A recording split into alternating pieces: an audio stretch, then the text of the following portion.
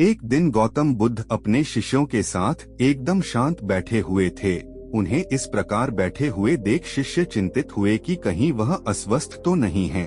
एक शिष्य ने उनसे पूछा कि आज वह मौन क्यों बैठे हैं, क्या शिष्यों से कोई गलती हो गई है। इसी बीच एक अन्य शिष्य ने पूछा कि क्या वह अस्वस्थ हैं, पर बुद्ध मौन रहे।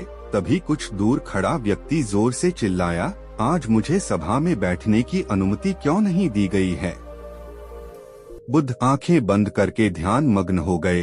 वह व्यक्ति फिर से चिल्लाया, मुझे प्रवेश की अनुमति क्यों नहीं मिली। इसी बीच एक उदार शिष्य ने उसका पक्ष लेते हुए कहा कि उसे सभा में आने की अनुमति प्रदान की जाए। बुद्ध ने आंखें खोली और बोले, नहीं, वह अछूत है, उसे आज्ञा नहीं दी जा सकती।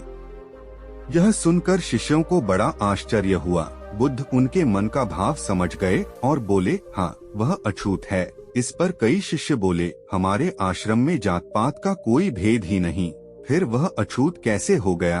तब बुद्ध ने समझाया, आज वह क्रोधित होकर आया है। क्रोध से जीवन की एकाग्रता भंग होती है। क्रोधी व्यक्ति प्राय मानसिक हिंसा कर बैठता है, इसलिए जब तक वह क्रोध में रहता है तब तक अछूत होता है। इसलिए उसे कुछ समय एकांत में खड़े रहना चाहिए। क्रोधित शिष्य भी बुद्ध की बातें सुन रहा था।